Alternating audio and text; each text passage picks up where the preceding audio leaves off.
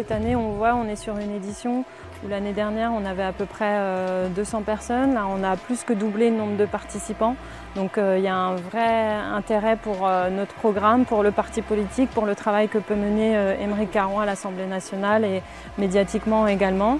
On recrute de plus en plus de personnes, il y a de plus en plus de gens qui ont envie de s'investir justement pour défendre ces idées-là. Donc non, je ne crois pas du tout que ça va s'essouffler. Au contraire, on voit bien que c'est une question qui est fondamentale dans la société aujourd'hui et que les gens prennent à bras le corps ces questions et se disent qu'il faut agir et que c'est aujourd'hui, on est déjà en retard, mais qu'aujourd'hui il faut vraiment agir sur le fond et ne plus se laisser faire.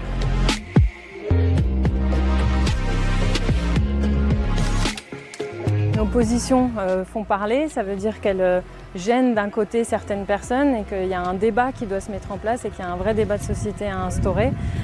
Il serait temps de le prendre en compte. Donc oui, je pense que c'est plutôt intéressant d'avoir ces personnes qui viennent nous déranger.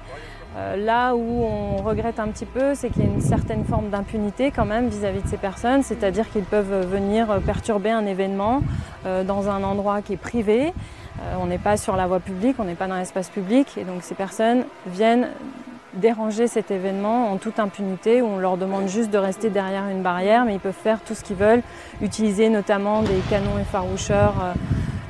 On se pose des questions sur la légalité de leur utilisation à quelques mètres d'une habitation. Donc voilà. Mais en effet, je pense que c'est intéressant et ça montre que la rêve prend de plus en plus d'importance et que nos positions font réagir. Oui.